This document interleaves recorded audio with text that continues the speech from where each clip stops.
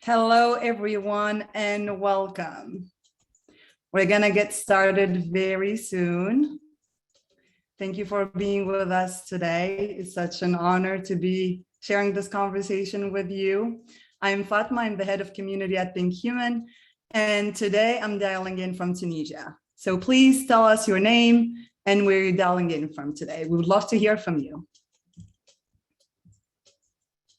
Let's see. Let's wait as everybody settles in. Anna from California, Erin from London, Gabby from Auckland, Quinn from Canada. Amazing. I see a lot of people from a lot of places. We have a few people internationally also from India. Hello, everyone, and welcome. So we're here today to have a conversation about ego, how it shows up in us, in our lives, and our workplaces as well. Please take from this conversation what works for you and what will help your own growth. And please don't stop it here. Take this conversation with your teammates, with your friends and loved ones and coaches and maybe even therapists. Talk through it. I know it opened up a lot for me, a lot of connections within myself and within my relationships as well, at the workplace as well, and in my personal life. So please don't let it stop here. So what brought you to this conversation today? Let us know in the chat how you can relate to the conversation about ego in the workplace or in your personal life. Let's wait for a minute to hear how people are reacting to the topic.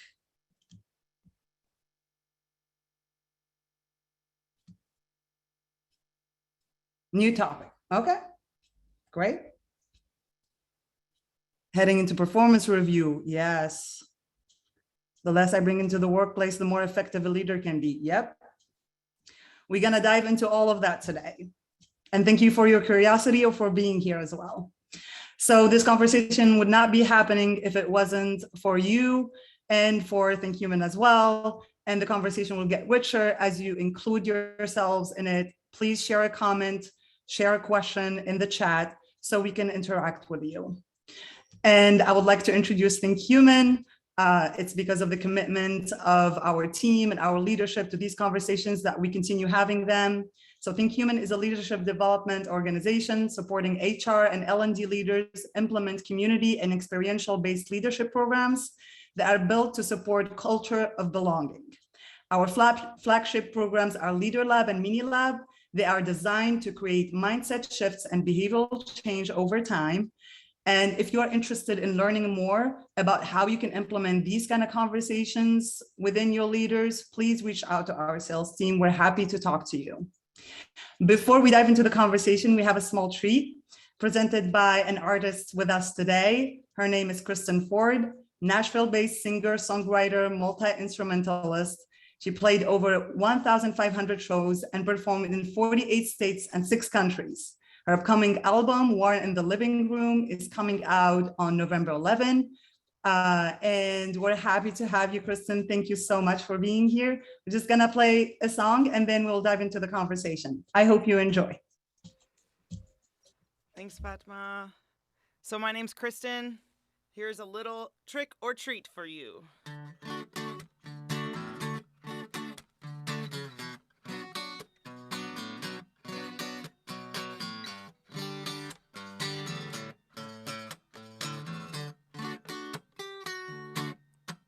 She did the mash, they did the monster mash, the monster mash. It was a graveyard smash, they did the mash. Oh, the monster mash.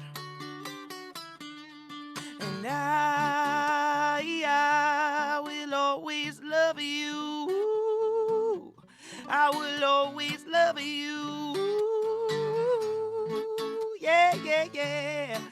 And the ego says, oh, darling, darling, stand by come on and stand by me. Oh, my darling, won't you stand by me? 'Cause the player's gonna play, play, play, play, play. And the hater's gonna hate, hate, hate, hate, hate. And I'm just gonna shake, shake, shake, shake, shake. Shake it off, shake it off. All right, y'all, have a great time. I'm passing it off to Francesca. I mean, what a way to start off today's webinar. And what an unfair way to hand me off. I mean, after such a wonderful performance, thank you so much for that, Kristen. You were absolutely amazing. Look at the chat. They're shouting you out, so thank you again. So hello, everyone. My name is Francesca Walker, and I am an instructional designer, facilitator, and moderator at ThinkHuman. And I am joined by my amazing co-panelist, Raj Kumari, who is the founder of I Restart and is also an executive coach. And Meredith, who is the founder and CEO of ThinkHuman.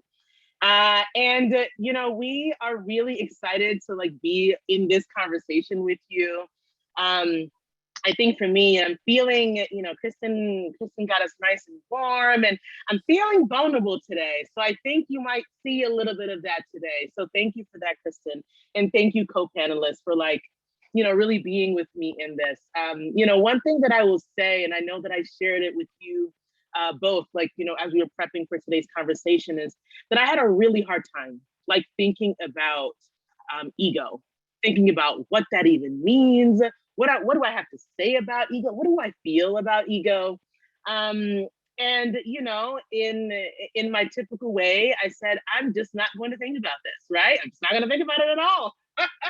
And so in the process of not thinking about it at all, I have an amazing, fantastic coach. And she, recommended a text to me that I'll drop it in the chat.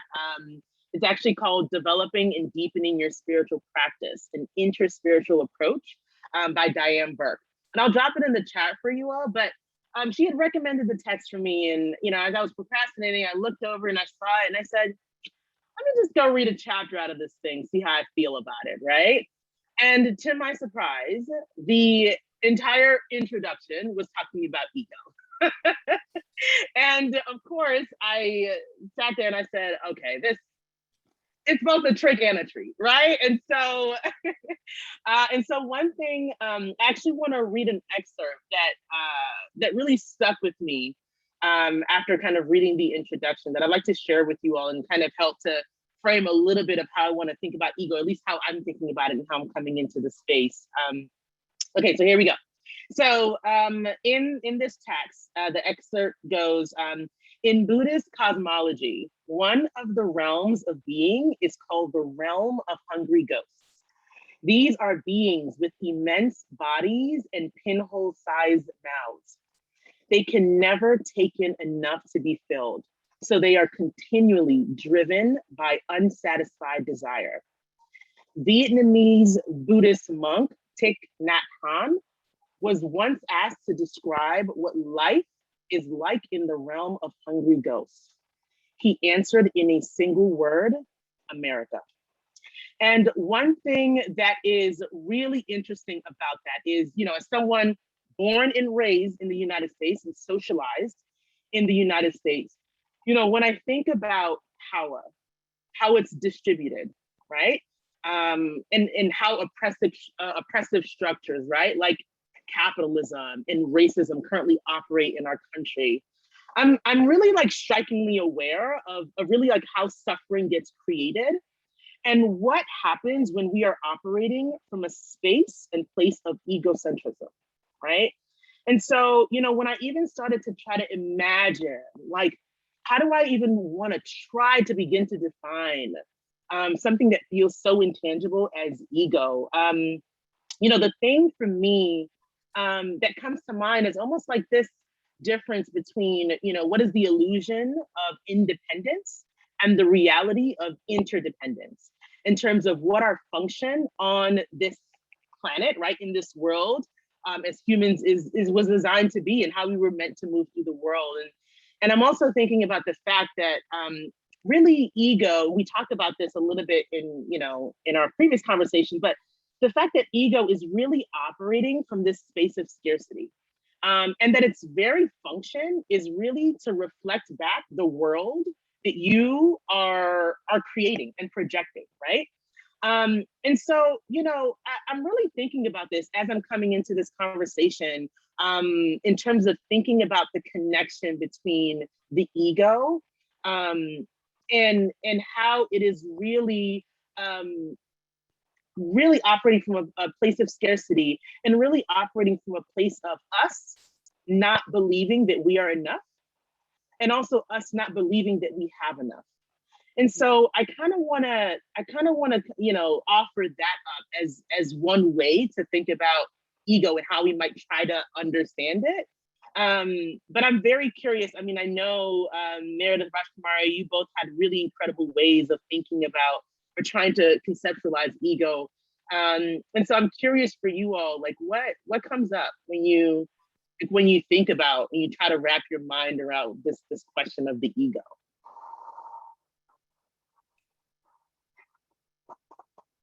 Rajkumari, you want to jump in? I loved your answer, so I don't want to put you on the spot, but if there's anything you want to share, would love to hear it. Wow.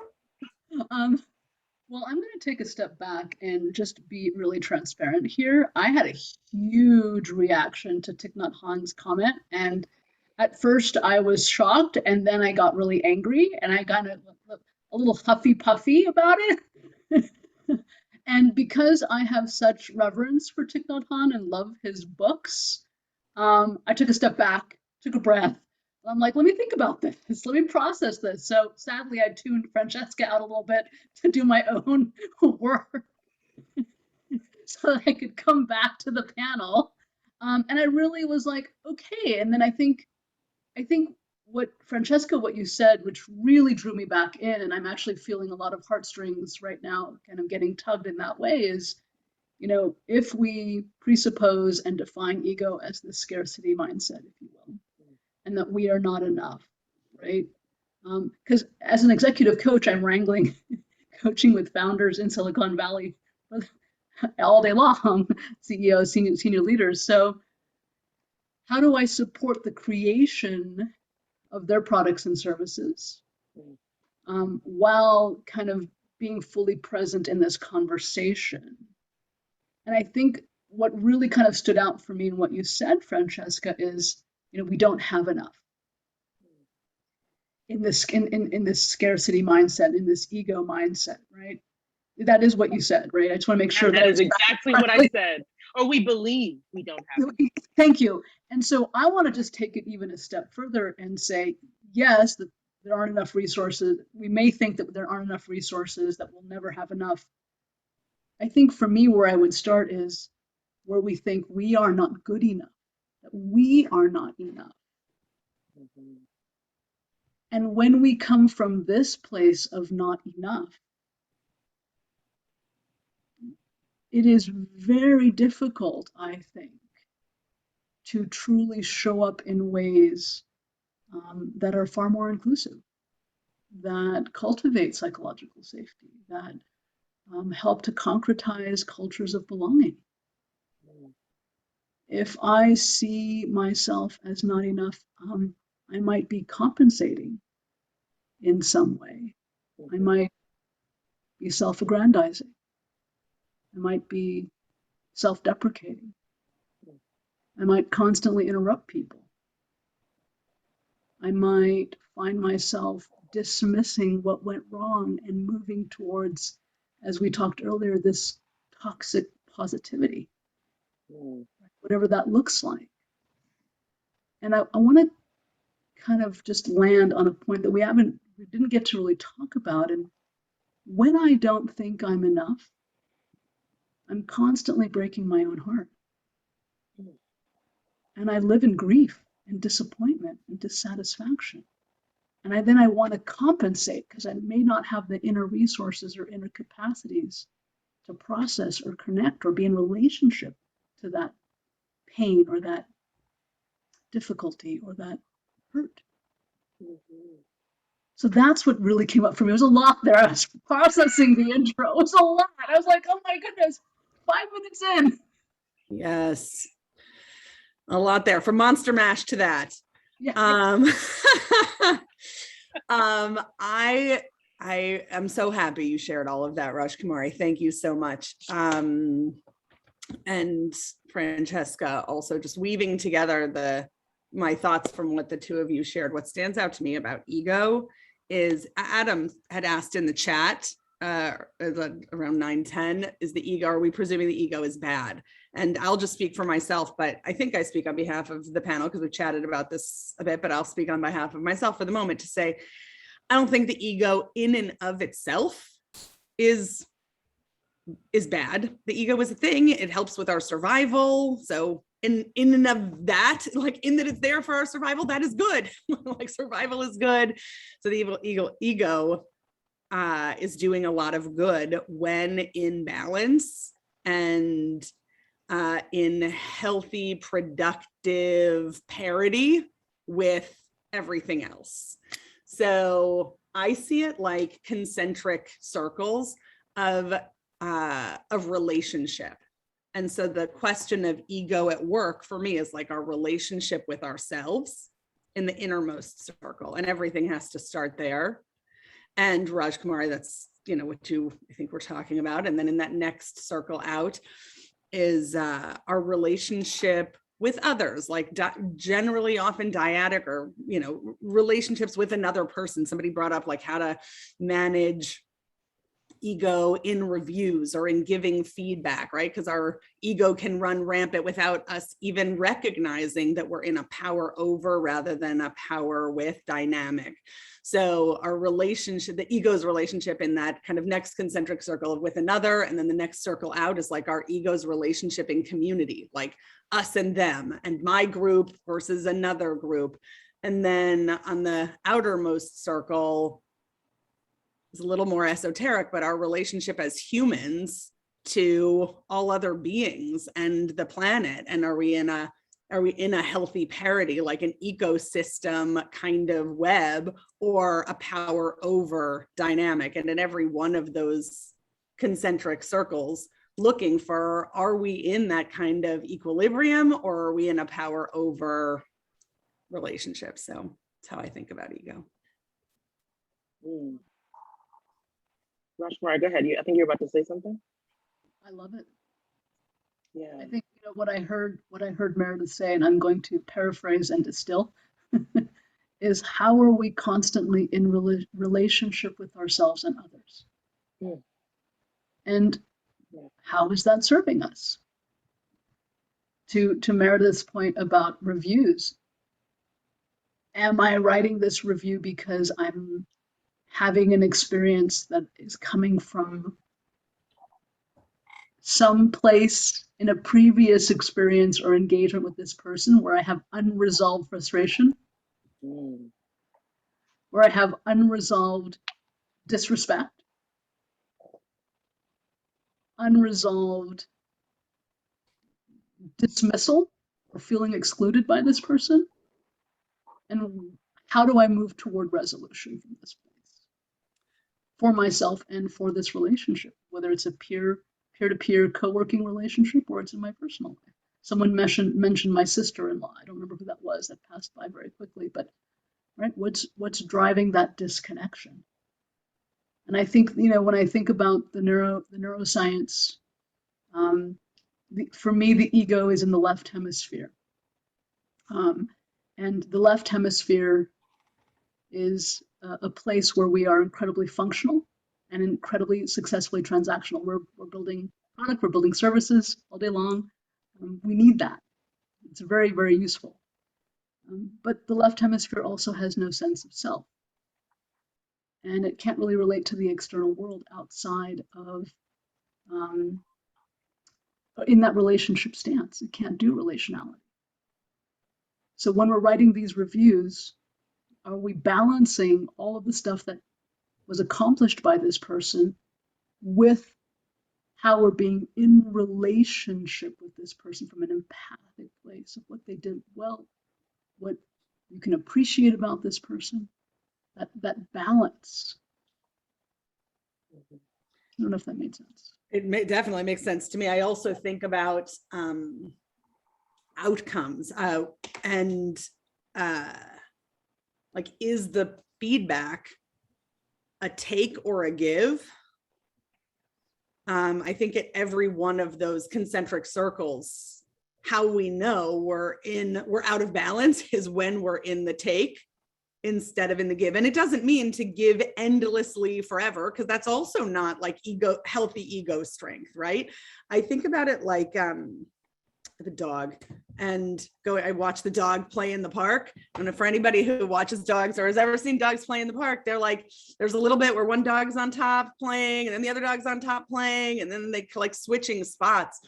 But no, as soon as like one dog gets too much on like in the power over relationship, like the whole thing is off. Now it's like gonna spiral in a bad direction. And that's dynamic exchange. And so in those feedback interactions, it's like, am I giving feedback, which I definitely have done? Am I giving feedback in a way where in the end it is for my take? Like, I want this person to change so I get X, or the company gets X. It's like extractive feedback ultimately. And looking for, like, checking ourselves at every one of those dimensions, like, am I in a take or am I in a give, and not fooling ourselves about that. Yeah. I mean, you know, something that comes to mind for me, even as I think about like just the question of feedback and like how for me, like ego has, right, like shown up just for me, like in the workplace in terms of how I lead. I think about, there's a particular writer, Tema Okun, she has an article where she talks about like, in many ways, like the tenets of white supremacy and how to like kind of notice, check, right? Like whether you are operating from that space. And as I was reflecting on that article, two things that really kind of stood out for me. One is this piece of urgency. The other is this piece of there's only one right way to do this, right? There's only one way to do this, and that is the right way to do this. And so even when I think about ways in which, and I really reflect on ways in which I've given feedback, ways in which I've shown up as a leader in the workplace, right? I really have to get honest with myself and admit that there were definitely moments that I can think of concretely where I was absolutely being impressive in those dynamics because it was about taking. It was about taking. There was no question for me. It didn't even occur to me to think about like what it meant to give in that dynamic. I'm giving the feedback. That is what I'm giving, right? And you know, but I mean, if you are not thinking about it, right? Like, and this is the part, right? Rajkumar, one of the things that you had mentioned earlier was this piece about like how we are showing up in relationship to others. And the piece is like all of these emotions, like having all of this balanced way of looking at the other person in front of you. I mean, we don't even have a balanced way of looking at ourselves. Mm-hmm. I mean, the ego's job is actually to reinforce these very core beliefs of not enough. Again, the ego is not good or bad, it just is. The ego has us in survival. That's about it. It is not designed for us to think about what it means to thrive, right? Which, by the way, happens in community, right? In interdependence. It really is just like, what can I take in order to get? And also, it's never enough. So that is the cycle that I'm in. And so what does it mean to even look inward and figure out like, wait a minute, do I even have an accurate way and perception of how I'm thinking of myself and how I'm seeing myself?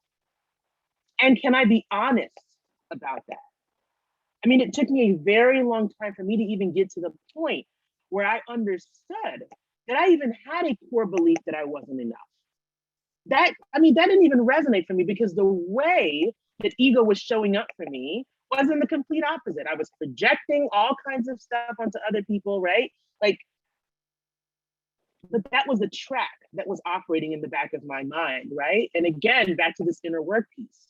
If you have not really had the opportunity to look inward and even have a balanced, more accurate view, I would say, of who you are, then of course you are playing the track that the ego is showing you, right? And that's what you're projecting. That's how you're seeing the world, and that's how you continue to operate in the world, you know?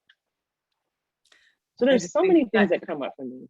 Yes, I just think that Francesca reinforces the notion that it starts with self-work and building kind of that internal capacity to hold on to ourselves, because then that's like the basis with which we can interact at any one of those other dimensions. A word you said that really stuck with me was interdependence. And I know these two words they're like not, if you look up antonyms, they're not considered antonyms, but I'm going to put them in the same sentence, which is like on one side, ghosts, hungry ghosts and scarcity.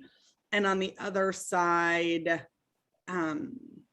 interdependence, community, and an like a healthy ecosystem. And that those two things are like totally different paradigms, right? They're not just like, I put them on the same, I don't know, playing field for a second, just to say that when the ecosystem or interdependence in that framework, you're like, okay, I eat, you eat. I'm taken care of, you taken care of. I take too much, bad for you, bad for me. Like it affects the whole. And when we're just in this paradigm of take for me and not inside that community or ecosystem view, we like send the ecosystem out of balance, whether that's in our office with our team members, with inside the organization, or the organization in terms of its impact in the world. But I think that notion that you said of interdependence, it's like equilibrium, it's another really powerful check for the business decisions that we're making. Like, am I making this business decision from a place of interdependence? Some of the things, Francesca, I've heard you say before, maybe you can share them right now, but there was a list of questions you shared of just about like when making decisions. I don't want to jump the gun. You want to share some of those questions? Like, do you know the ones I'm referring to? Yeah. I think I know the ones you're referring to, but I think that the piece is, kind of like thinking about like, who are the decision makers? Yes. Right? Like, who are the people who are making decisions that have an impact on others, right? On the rest of the company. And also, like, where are there opportunities to get additional voices, particularly by those who are going to be impacted by the decision? And then also like thinking about like what's the cost, right? Like, what is the cost of, particularly if you're not including those voices of those who are impacted, like what's the cost, right? How does it show up as lack of inclusivity, as lack of equity in terms of how decisions get made? And then decide for yourself, am I okay with that? Am I okay with this urgency, this let's make the decision now, let's not bring in people, let's not take a moment, right? This urgency, there is a cost. And am I okay with the cost if that cost means lack of equity, lack of inclusivity, harm? Am I okay with that? And in that ecosystem view or interdependent view, the short, urgent thing might look like, I don't know, it might look for a moment like it best serves me, but when we kind of refocus on being part of an interdependent world, like the net cost, it comes back to the hungry ghost. It's like we feed the hungry ghost, but do we really get nourished by it? I'd love to switch gears a little bit and answer a question actually here in the chat. Is managing ego always the responsibility of the individual? Since I cannot share any expletives on this webinar, I will just say asterisk, asterisk, asterisk, yes. That is my humble opinion.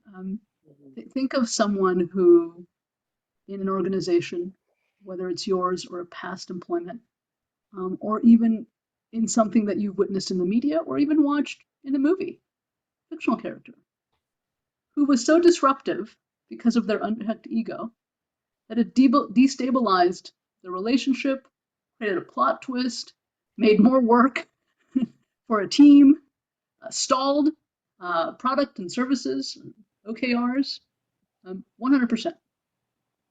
I think it is absolutely essential that that we manage our own egos, and we need people to mirror back that experience because we often cannot see ourselves.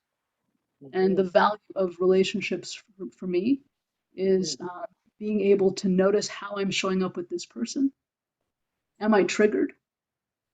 Am I actively listening, respectful? Well, how am I showing up? And in that place, those are the opportunities for growth. Once that person has that level of care, I think that's when policy can shift. That's more inclusive. Otherwise, to Meredith's point, it becomes this unchecked ego, becomes policy manifest as take, and protect, without enough weight in the caring and the well-being of employees, or the organization interacting with other organizations, or the organization acting in relationship to the world around them. Yes. And something that also comes to mind for me, Rajkumari, like absolutely, like, yes, your inner work is your work, right? And also when we think about what this means in an organizational setting, right? And I think I said this, I mean, for those of you who've seen me in other spaces, right? Like this piece of holding the question of, and I want to make this parallel for a second, like self-care and community care, particularly because, right, in the same way that it is the responsibility of the individual to do their work, I also believe that it is the responsibility of the people leader, right, and whoever is above, to provide the resource for that person to do that work. Are you providing coaching? Are you providing, as an organization, the opportunity for people to do that inner work, particularly Rajkumari, as you're talking about, as it helps to serve OKRs, bottom line of the company, right? All of these things, right? And it also impacts the way in which people are showing up to the workplace, right? So it's a both and. Yes, you need to do your work. It is yours to do. And also, we talk about inside of an organization. What is our responsibility? What is our organizational care, our institutional care look like for us to provide the space for people to do that work because we view it as valuable, right? And as the person at the top doing that work. Yes. I know I probably sound like a broken record coming back to these different dimensions, but just what stands out to me as we're talking about the organizational work is there's individual work we can be doing, whether that's in coaching or, you know, personal therapy, but there's individual work that we can be doing. There's also EQ building, like really like work that can happen inside organizations, helping people, leaders of all levels, build emotional intelligence, be able to recognize their emotional wake or energetic wake, and be able to elevate self-awareness. Because oftentimes, like, there's no shifting behaviors till we have a different kind of awareness. So starting with just like new awarenesses. So building that, and then ultimately being able to self-regulate and turn the dials, right? But that's just EQ work that can be done. Like, it's well documented that emotional intelligence can be built. So that as organizational work. Someone in the chat a little while ago mentioned mindfulness, and I'll just give another shout out to that. I know for myself as a leader, when I'm anxious, I'm like that hungry ghost. Every Slack, every meeting, like I'm just sucking energy until I'm like, okay, I'm off, and I am creating other energy that is off because I am off. So let me get myself grounded, because when I get myself grounded, like the environment, everything's going to be different in the environment. So just that is a plug for mindfulness practices at work, and supporting people to be engaged in that. And then in terms of other tools, I'm a big fan. I mean, there's many things out there, but the IDI, I think it's called the Intercultural Index, or Development Inventory. Intercultural Development Index. Thank you. What I find fascinating, many things fascinating about the IDI, but in the unchecked ego of dominant culture over other cultures, we're like, oh, this is just the way it's done. This is how we run meetings. This is how we give feedback. This is how we write documents, rather than recognizing, oh, I have a cultural norm and cultural bias. Others have cultural norms. And how am I oppressing or steamrolling over other cultural ways inside our workplace without ever recognizing it? That's a very conceptual thing. And something like the IDI really helps inside of an organization elevate our awareness of like that ego domination at the level of group. And then I think at the level of organization, there is ego work to be done when we are doing our own inclusion work and real introspection on where we have oppressive practices, and being willing to look and tell the truth. And those conversations are freaking hard. And all of these at every level, it takes a lot of capacity building. I'm not over here saying like, oh yeah, it's a walk in the park, I'm doing it well. No, it's like all of it's hard, and I'm stumbling more than I'm succeeding at all of it. But it's capacity building, I think, at each one of those levels for ourselves, and building that inside our organizations. I love it. Yeah, I'm seeing here in the chat this question of, and Ron, we got you. We're gonna get there, you know. In terms of this question of like, it's almost like how do we begin that process of the capacity building, right? And you know, one thing that really comes to mind for me is in terms of like the raising awareness. It's almost like one thing, and I'll just go back really quickly to one of the things you just said, Meredith. You talked about the IDI, the Intercultural Development Inventory. And one place that you really see ego show up is there's a piece in there where it's kind of like your perceived orientation to the world and your actual orientation to the world, right? And for many people, that gap that gets created there is where you often see, like if you want to look at it in a tangible way, like that's often for many people, like where they can really see their ego showing up. And where there's often a lot of resistance, right? Because there's a disconnect between how they believe they're operating in the world and how actually people are experiencing them. And that misalignment for people can be so disorienting. And again, right? And I keep, Rajkumar, I feel like you already know where I'm going with this because I can't help it. But, you know, when you think about like, if someone has built their entire identity off of operating in this particular way, they've codified that as this is my leadership identity, which by the way, is not really disentangled from how you think about your personal identity if you've not really done the work, right? What does it mean for us to say, well, guess what? This way you've been operating is oppressive. It harms others, right? And then it's like this complete foundation that you have is now ripped out from under you. And you're left trying to figure out, well, what are you supposed to do there? And that's the question partly that Ron is asking, like, what do you do when people have been operating from this space, this very unstable space, right? But they've done it in service of growing the business or whatever it is that they need to tell themselves to continue operating from that space. I mean, what is it that holds people back? And how can we bring their awareness to it, you know? I mean, what I'm hearing you talk about is accountability. And how do we get someone to self-reflect in the moment to even begin to contemplate a possibility other than what they're currently experiencing? So I have this, part of what I'm well known for is working with problem children. And so oftentimes I'll have very senior leaders, CEOs walk up to me and say, I need you to fix somebody for me. Here's my card. And to Meredith's point, that's exactly like, I need you to fix somebody for me. So I had this issue, and I had a meet and greet session with someone for an hour. And for 55 minutes, this person was like, it's not me, it's them. They're technically incompetent.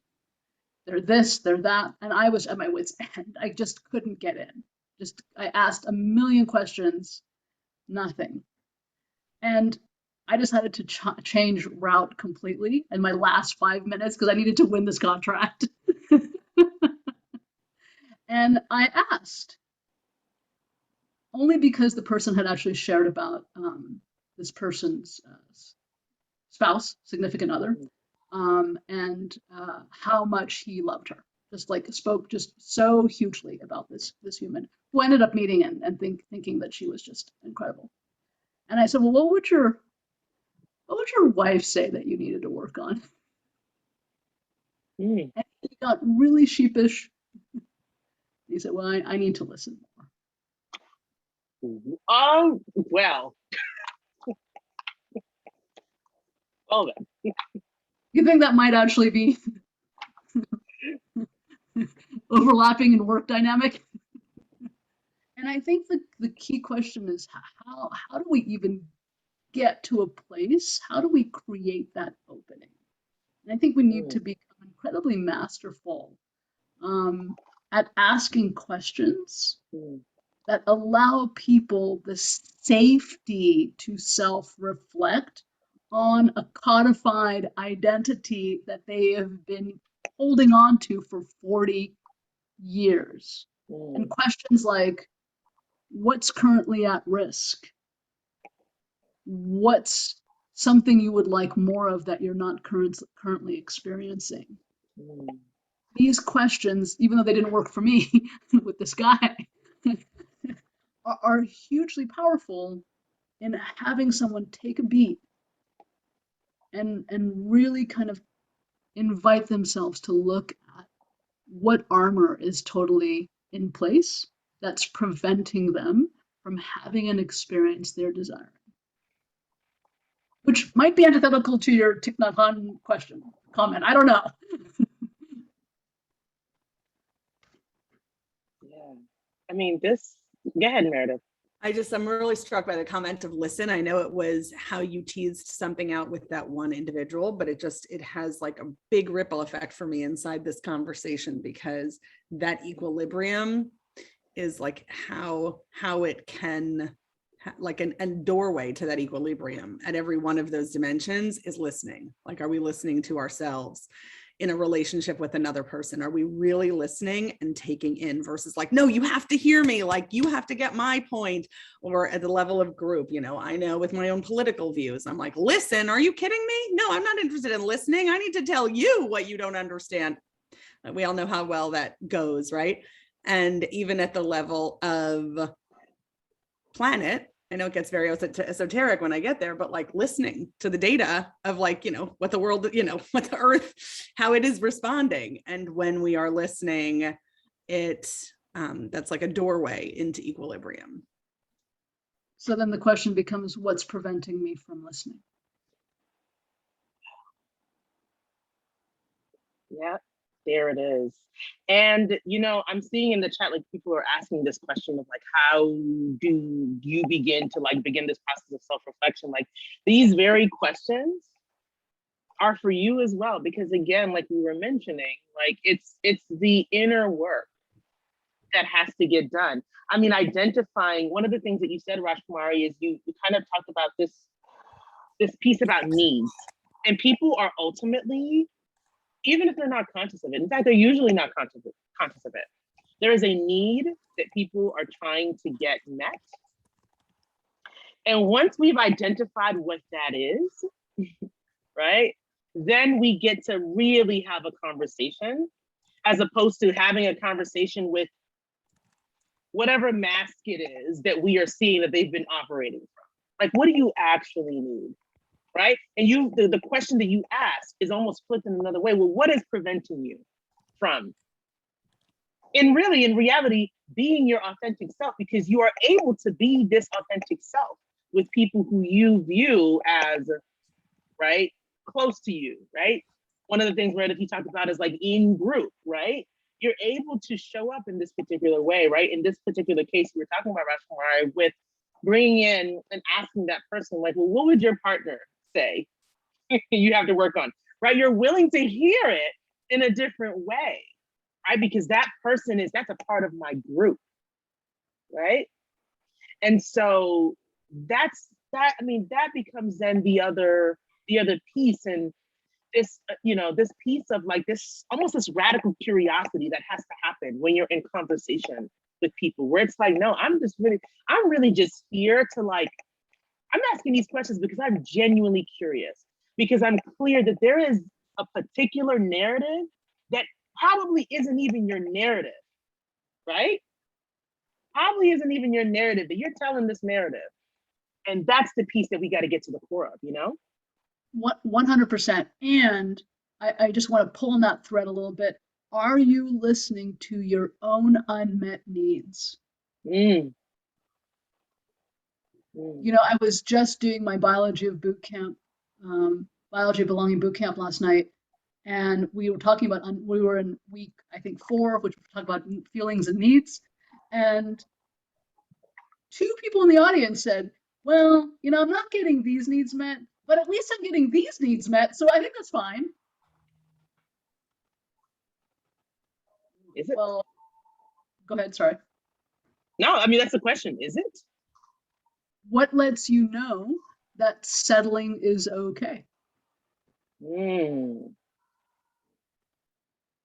And why are you not speaking up for these unmet needs? At least having a conversation about it. You may not get those needs met with this person. Mm-hmm. That's a whole different conversation and negotiation. Mm-hmm. Yeah. And again, going back to this piece of scarcity, if there's not enough, I can't possibly get all my needs met. Because I'm not good enough. Well, We'll just circle that back. you see how we did that? But it really does come back to that. It really does come back to that. And that's a conversation that people are in internally that they're not even aware of. They're not even aware of, And so that's the piece. How do you start to ask yourself these very questions? You can ask someone else these questions as you're supporting them through their process, but like, have you stopped to ask yourself these questions? You should. It drives so much. Like when we're off balance, it drives so much. Like in our personal life, in our interpersonal relationships at work, the business decisions that we make, the impact of those decisions drives so much when we are not solid and in that equilibrium with ourselves. Yeah. It can seem like such soft work to do from a work perspective. Like, really, we're talking about like super soft skills here, but it's kind of like the foundation for everything. Absolutely.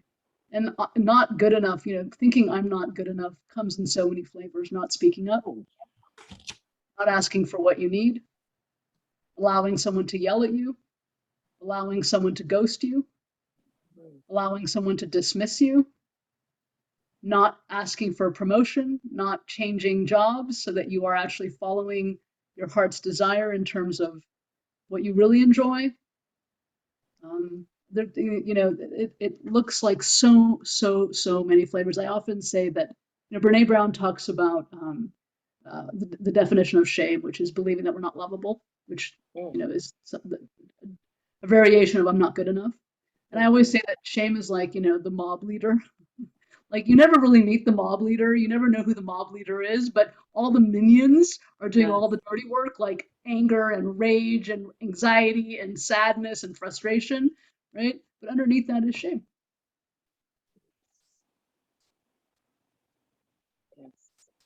And that shame also like grows in silence too, right?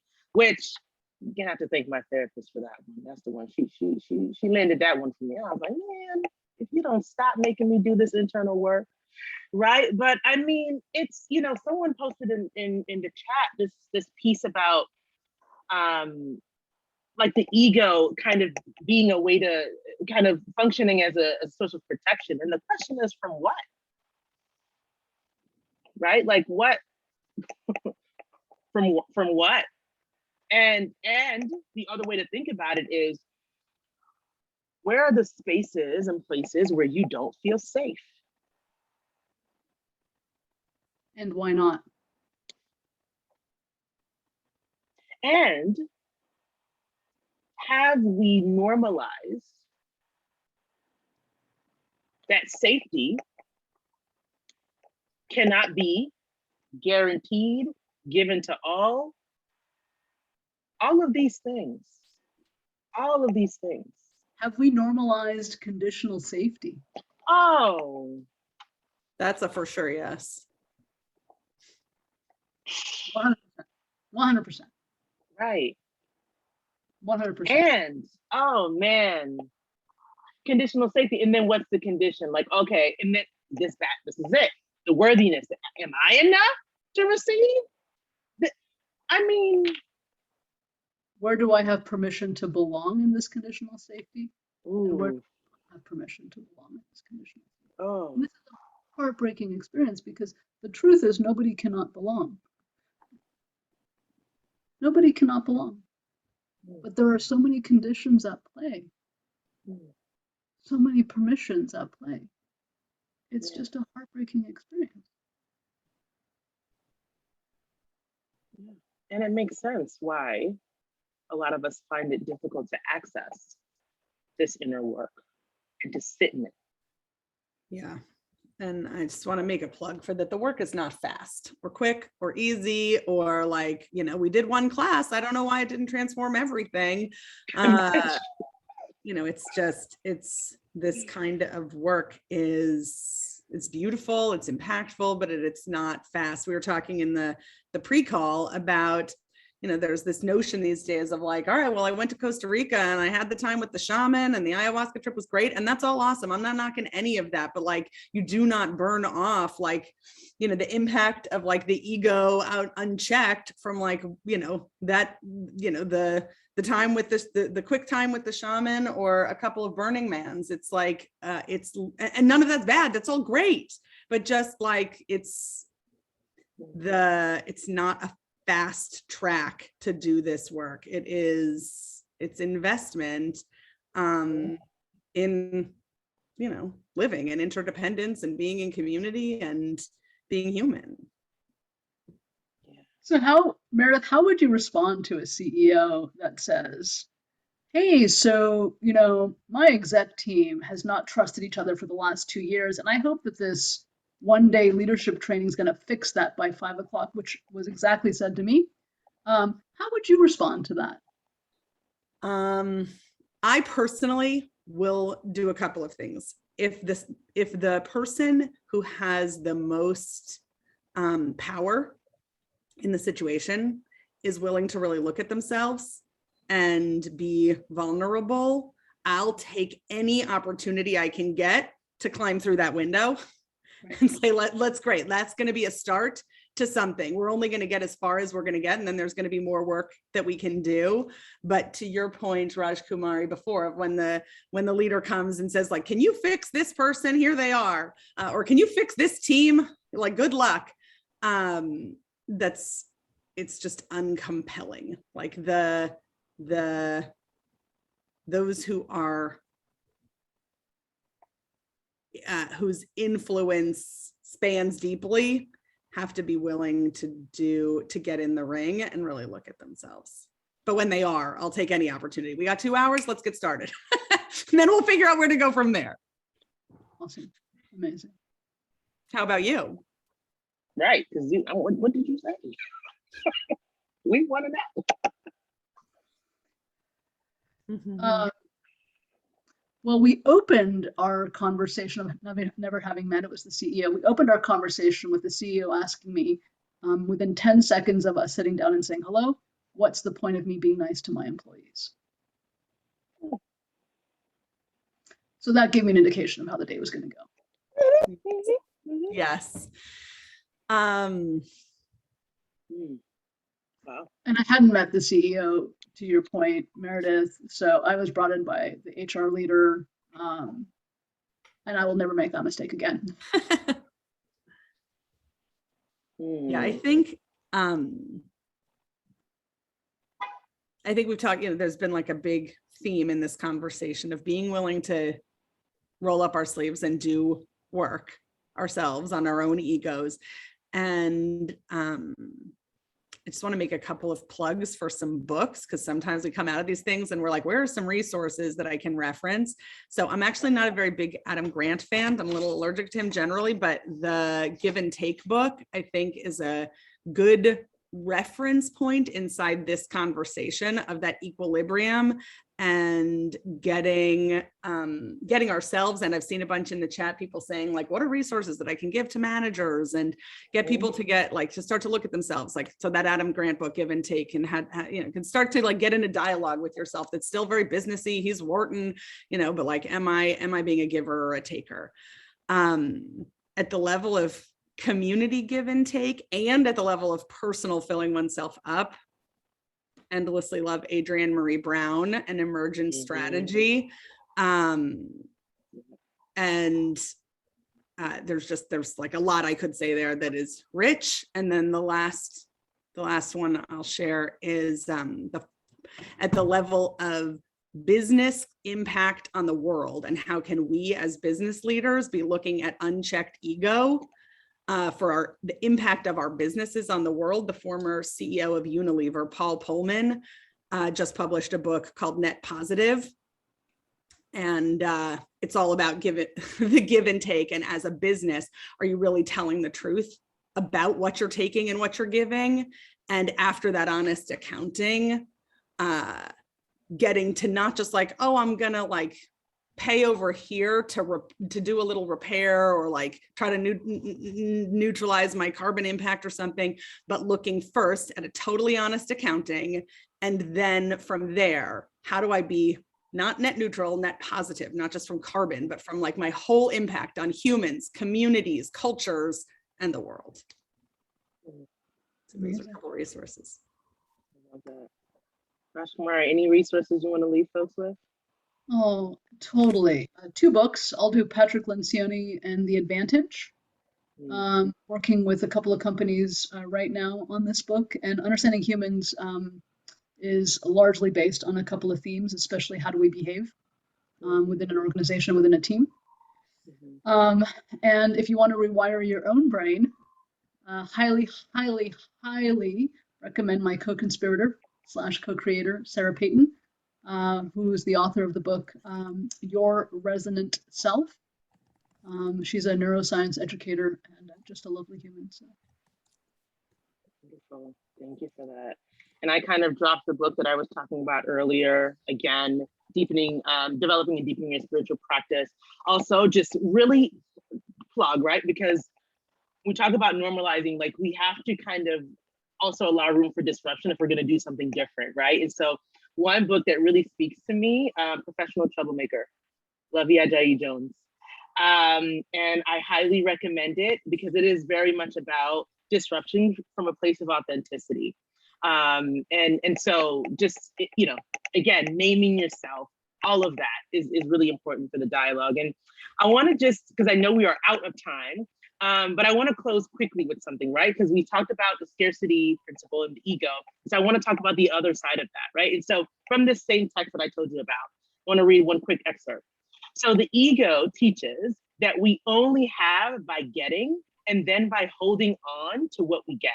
Inner abundance is, at its essence, the transcendence of the scarcity principle in our minds. It is the awareness and experience that whatever we have or don't have by the world standards, we have enough to share.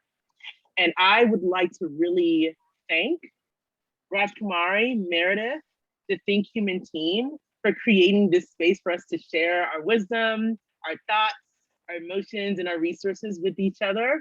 And I really want to thank you all just listening in for being a part of this conversation. And again, I invite you to really think about these questions, think about the ways in which you want to disrupt, right? And I invite you to really do some of that inner work that we were talking about. So thank you so much again. And until next time.